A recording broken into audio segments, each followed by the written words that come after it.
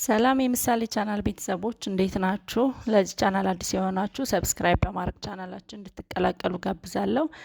እንግዲህ ህዳር 15 2018 አዲስ የወጣ ደብዳቤ አለ። የኢትዮጵያ የሂሳብ አያያዝና ኦዲት ቦርድ ያወጣው ደብዳቤ አለ። ይሄ ደብዳቤ ምን ይላል፣ ይዘቱስ ምን ይመስላል የሚለውን አብረን የምናይ ይሆናል ማለት ነው። እንግዲህ የኢትዮጵያ የሂሳብ አያያዝና ኦዲት ቦርድ ለሁሉም ባንኮች የጻፋት አንድ ደብዳቤ አለች። ለሁሉም ባንኮች ይላል እና በፋይናንስ ሪፖርት አዘገጃጀትና አቀራረብ አዋጅ ቁጥር 847/2006 አንቀጽ 8 እና 9 መሰረት ማንኛውም ሪፖርት አቅራቢ አካል እንደ አግባብነቱ የተናጠል ወይም የተጠቃለለ የሂሳብ መግለጫውን ኦዲት በማስደረግ በቅድሚያ ለኢትዮጵያ የሂሳብ አያያዝና ኦዲት ቦርድ ማቅረብ እንዳለበት ተደንግጓል ይላል። በቅድሚያ ለማን? እዚህ አቤ ለሚባለው ለሂሳብ ቦርዱ ምን ማለት አለበት? መቅረብ አለበት። ለቦርዱ መቅረብ የሚገባው የሂሳብ መግለጫ በሪፖርት አቅራቢ አካል የሂሳብ ዓመት መጨረሻ እንዲሁም ከዚያ በፊት የሚያዘጋጀውንም የሚያጠቃልል ነው ይላል። ስለሆነም ከዚህ ደብዳቤ ጋር የተያያዘ መስፈርት የሚያሟላ ማንኛውም ሪፖርት አቅራቢ አካል የባንክ ደንበኛ ወይም የባንክ ደንበኛ የሆነ ለብድር ወይም ለሌላ አገልግሎት የሚያቀርበው ዓመታዊ ሆነ ወቅታዊ አኑዋል ወይም ኢንትሪም ኦዲት የተደረገ የሂሳብ መግለጫ በቅድሚያ ለቦርዱ የቀረበ ስለመሆኑ ማረጋገጫ እንዲያቀርብ በማድረግ አገልግሎቱ እንድትሰጡ እናሳስባለን ብለው ለየባንኩ ይሄን ደብዳቤ በትነዋል ማለት ነው። ስለዚህ ብድር የሚጠይቅ ሰው አኑዋል ፋይናንሻል ሪፖርት፣ ኢንተሪም ሪፖርት ይጠይቃሉ ባንኮች።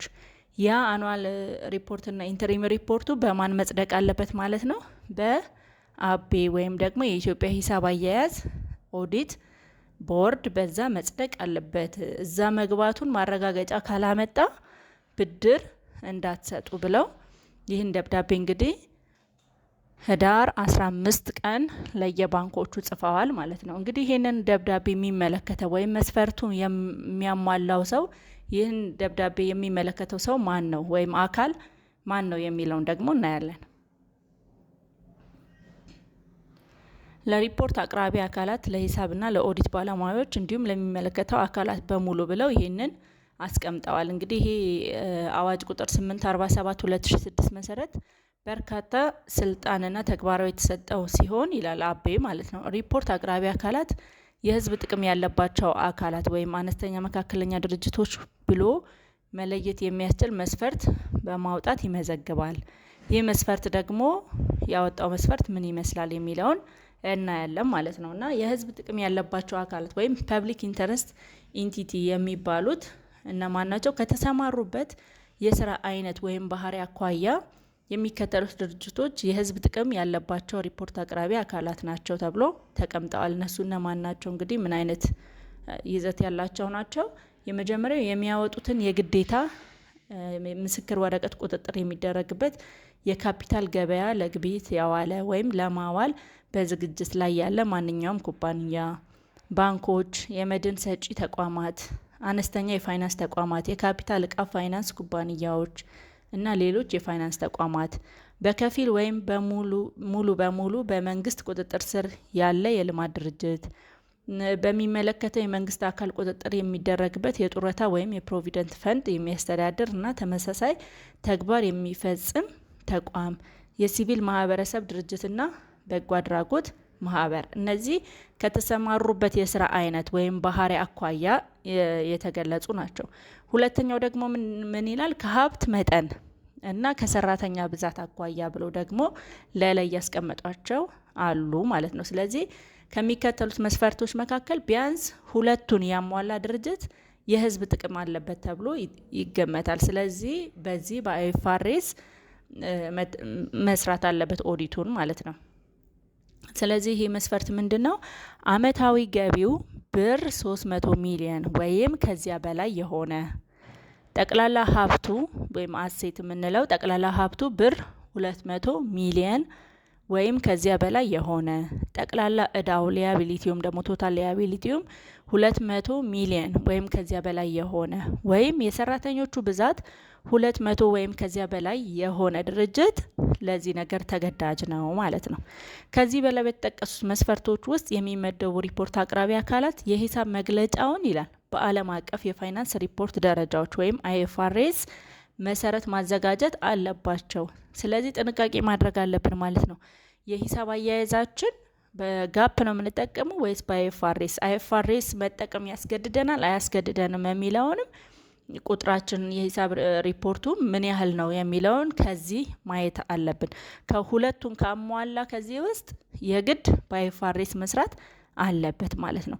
የሲቪል ማህበረሰብ ድርጅቶችና የበጎ አድራጎት ድርጅቶች የሂሳብ መግለጫቸውን በዓለም አቀፍ የፐብሊክ ሴክተር የሂሳብ አያያዝ ደረጃዎች ወይም ኢፕሳስ መሰረት ማዘጋጀት አለባቸው።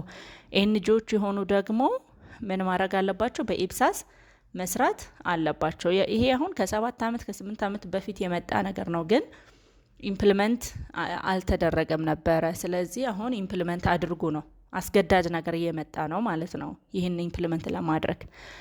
ሌላ ሁለተኛ ምን ይላል? አነስተኛና መካከለኛ ድርጅቶች ስሞል ኤንድ ሚዲየም ኢንተርፕራይዝ የሚባሉት ከዚህ በታች ከተዘረዘሩት መስፈርት መካከል ቢያንስ ሁለቱን የሚያሟላ ድርጅት አነስተኛና መካከለኛ ድርጅት ሲሆን የሂሳብ መግለጫውን በአነስተኛና መካከለኛ ድርጅት ዓለም አቀፍ የፋይናንስ ሪፖርት ደረጃዎች ወይም ኢንተርናሽናል ፋይናንስ ሪፖርቲንግ ስታንዳርድ ፎር ስሞል ኤንድ ሚዲየም IFRS ሆኖ ፎር ስሞል ኤንድ ሚዲየም ኢንተርፕራይዝ የሚል በዛ መሰረት ማዘጋጀት አለበት። መስፈርቶቹ ምንድናቸው? አመታዊ ገቢው ብር 50 ሚሊየን እስከ እና ከብር 300 ሚሊየን በታች የሆነ ከ50 ሚሊየን እስከ 300 ሚሊየን ከሆነ አመታዊ ገቢው፣ ጠቅላላ ሀብቱም ብር 50 ሚሊየን እስከ 200 ሚሊየን ከሆነ፣ ጠቅላላ እዳውም ሊያቢሊቲውም ቶታል አሴቱ ቶታል ሊያቢሊቲው ቶታል ረቨኑን ነው እያዩ ያሉት ማለት ነው። ስለዚህ ቶታል ሊያቢሊቲ ወይም ጠቅላላ እዳውም ከ50 ሚሊየን እስከ 200 ሚሊየን የሆነ እና ደግሞ የሰራተኛ ብዛት 50 እስከ 200 ሰራተኛ ከ50 ሰራተኛ እስከ 200 ሰራተኛ ያለው ድርጅት ይሄ ስሞል ኤንድ ሚዲየም ኢንተርፕራይዝ በሚለው IFRS ስታንዳርድ ሂሳቡን መስራት ማስተካከል አለበት ማለት ነው። ስለዚህ ከነዚህ ውስጥ ሁለቱን ካሟላ አንድ ድርጅት የግድ በዚህ ስታንዳርድ ፋይናንሻል ስቴትመንቱ ካልተሰራ የባንክ ብድር ማግኘት እንዳይችል ነው ለባንኮች እንግዲህ ይህን ደብዳቤ የላኩት ማለት ነው። ሶስተኛው ጥቃቅን ድርጅቶች ናቸው። ከዚህ በላይ በተራ ቁጥር 1 እና 2 ከተመደቡት ሪፖርት አቅራቢ አካላት ውጪ የሚገኙ ማንኛውም የአክሲዮን ማህበራት፣ የህብረት ስራ ዩኒየኖች፣ ቁጥጥር የሚደረግበት የሸማች ማህበር፣ የኢትዮጵያ የምርት ገበያ አባላት፣ ኃላፊነቱ የተወሰነ የግል ማህበር፣ የሽርክና ማህበር ወይም የግል ድርጅት እንደ ጥቃቅን ድርጅት የሚቆጠር ሲሆን በፈቃደኝነት የሂሳብ መግለጫ በዓለም አቀፍ የፋይናንስ ሪፖርት ደረጃዎች መሰረት ማዘጋጀት ይችላል። ግን ይሄ በፈቃደኝነት። እነዚህ እንግዲህ ጥቃቅን ድርጅቶች የሚባሉት አመታዊ ገቢያቸው ከስንት በታች የሆነ ማለት ነው? ከ50 ሚሊየን በታች የሆኑት አይገደዱም። በፈቃደኝነት ግን ማድረግ ይችላሉ ማለት ነው። ሌላው ደግሞ አራተኛ ላይ ምንድነው ያስቀመጡት? የሪፖርት አቅራቢ አካላት ግዴታዎች። ሪፖርት የሚያቀርቡ አካላት ወይም ድርጅቶች ግዴታቸውን አስቀምጠዋል። ከዚህ በላይ በተራ ቁጥር 1 እና 2 ስር የሚመደቡ የሪፖርት አቅራቢ አካላት ኦዲት የተደረገ የሂሳብ መግለጫቸውን የድርጅቱ የሂሳብ አመት በተጠናቀቀ በ4 ወራት ጊዜ ውስጥ ለቦርዱ ማቅረብ አለባቸው። ለምሳሌ ሰኔ 30 ከዘጋን ሐምሌ፣ ነሐሴ፣ መስከረም፣ ጥቅምት ድረስ ለቦርዱ ለአቤ ቦርድ 5 ኪሎ ላለው ለዛ ሄዳችሁ ምን ማድረግ አለባችሁ? ማስገባት አለብን ማለት ነው። በሪፖርት አቅራቢ አካላት መለያ መስፈርት እና ምዝገባ መመሪያ ቁጥር 804/2013 መሰረት በተጠቀሰው የጊዜ ገደብ ውስጥ ሪፖርቱን ያላቀረበ ማንኛውም ሪፖርት አቅራቢ አካል ለዘገየበት ለእያንዳንዱ ቀን ድርጅቱ ብር 200 በዘገየንበት ከ4 ወሯ ባሳለፍንባት ቀን በእያንዳንዷ ቀን ድርጅቱ በቀን 200 ብር ቅጣት ይከፍላል። የድርጅቱ ስራ አስኪያጅ ወይም ዳይሬክተር ደግሞ በቀን 100 ብር የገንዘብ ቅጣት እንደሚከፍል ተደንግጓል። እንግዲህ በተጨማሪ ደግሞ በፋይናንስ ሪፖርታቸውን በቅጣት ከሚቀርቡበት ጊዜ ገደብ ደግሞ በኋላ ወደ ቦርዱ የሚቀርቡ ሪፖርቶች ደግሞ አቅራቢ አካላት በአዋጅ ቁጥር 847/2006 መሰረት በወንጀል ተጠያቂ እንደሚሆኑ ተደንግጓል ማለት ነው። ስለዚህ በመሆኑም የሚመለከታቸው አካላት ከዚህ በላይ በተመለከተው መሰረት ተግባራዊ እንድታደርጉ ለማስታወስ እንወዳለን ብለው ይሄንን መግለጫ አውጥተዋል።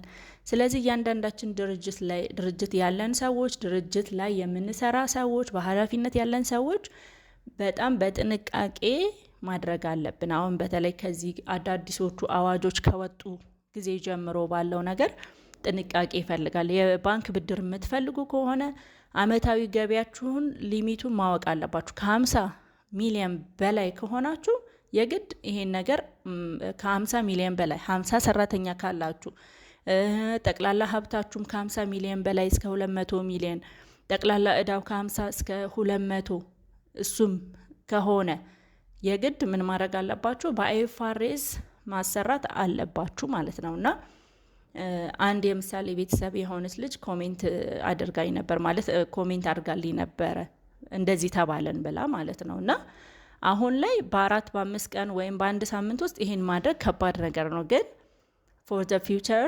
ለሚመጣው አመት ወይም የ2018ን ስትሰሩ ወይም 2026ን ስትሰሩ በፈረንጅም የምትሰሩ ከሆነ ፋይናንሻል ስቴትመንታችሁን እንዳለ በዚህኛው ፎርም እያደረጋችሁ አፕዴት እያደረጋችሁ መሄድ ግዴታ ነው ማለት ነው። አሁን በዚህ የወስኑት እንጂ የሆነ ጊዜ ደግሞ ሌላ ህግ አውጥተው ሙሉ ለሙሉ ወደዛ መግባት አለበት ይባላል ማለት ነው። ስለዚህ ቀድመን መዘጋጀት አለብን። ብዙዎች እንደዚህ አይነት ነገር እያጋጠማችሁ አሁን ባንክ ብድር ሎን ሲጠይቁ ይህንን ማሳወቃችሁ ለአቤ ማሳወቃችሁን አምጡ እየተባሉ ነው። ስለዚህ ጥንቃቄ ማድረግ አይለያችሁ እላለሁ።